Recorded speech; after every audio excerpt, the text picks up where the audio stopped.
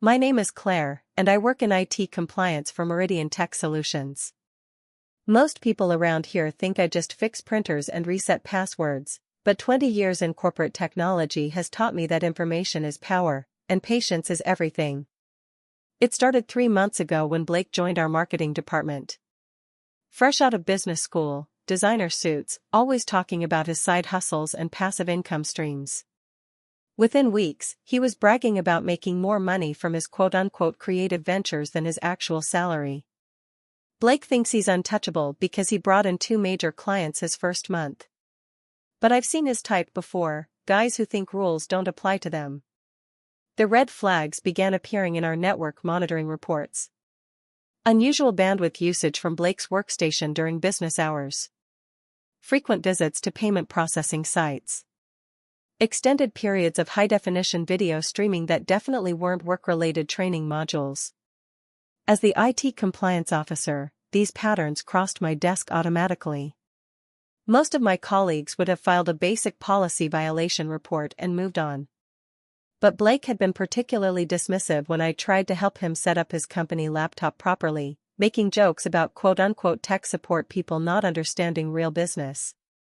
He actually said I should stick to what I know, fixing things for important people. That was his first mistake. I began documenting everything meticulously. Every login, every file transfer, every minute of non-work activity. Blake was using company equipment, company internet, and company time to run what appeared to be a personal content creation business. The terms of service violations alone were staggering. But Blake wasn't just breaking IT policy. He was getting sloppy. Using his work email to communicate with clients. Storing personal files on company servers. Even running business transactions through his corporate credit card and expensing them as quote-unquote marketing research. The beautiful thing about digital forensics is that everything leaves a trail. Every click, every download, every transaction. Blake thought he was being clever, but he was actually creating a perfect evidence chain. When I presented my preliminary findings to Jennifer, our HR director, she was appropriately shocked. But Blake had allies. He'd charmed the sales team, impressed our CEO with his client acquisitions, and somehow convinced everyone that his quote-unquote entrepreneurial spirit was exactly what the company needed. Jennifer suggested a quiet conversation, maybe a warning about personal use of company resources. But I knew Blake wouldn't stop. People like him never do. They just get better at hiding it. That's when I remembered my connection from my previous job at Hartwell Industries.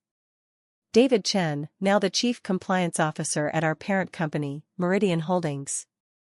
David and I had worked together for 5 years, investigating corporate fraud cases that made Marcus's little operation look like child's play.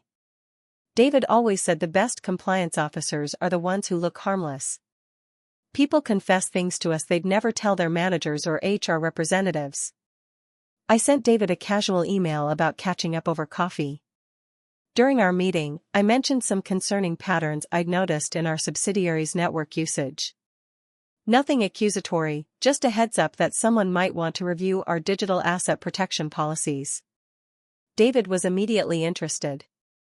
Meridian Holdings had recently implemented a zero-tolerance policy for personal business use of company resources after a competitor gained access to sensitive client data through an employee's side business.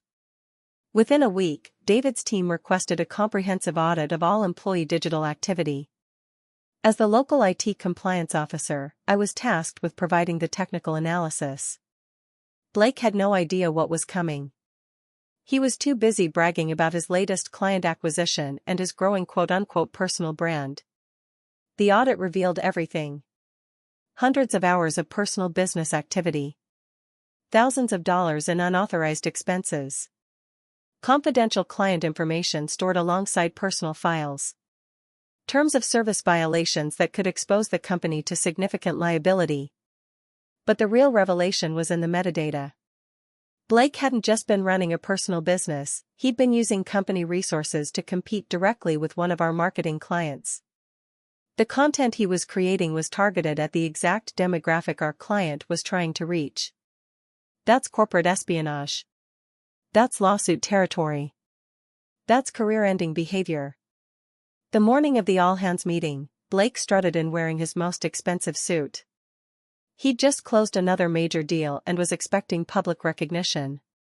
The entire company was assembled on our monthly Zoom call, all 200 employees, plus the executive team from Meridian Holdings.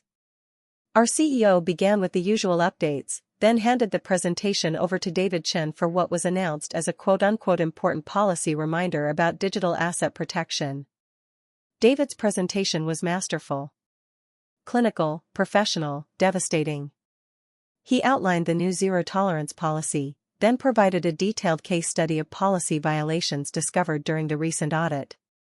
No names mentioned, just dates, times, dollar amounts, and policy violations. I watched Blake's face during the presentation. He went from confident to confused to pale as David described each violation in detail. Then David announced that the employee in question had been immediately terminated for breach of contract, misuse of company resources, and corporate espionage. Furthermore, the company would be pursuing legal action to recover damages and prevent further competitive harm. Security was already at Blake's desk, boxing up his personal items while remotely wiping his company laptop. Blake tried to speak, tried to object, but David simply noted that all evidence had been thoroughly documented and reviewed by legal counsel. The meeting ended with David thanking the local IT compliance team for their quote-unquote exceptional diligence in protecting company assets. He specifically mentioned how thorough documentation and professional analysis had prevented significant competitive damage. As the Zoom call ended, I saw Blake's face in his final moment before his account was deactivated.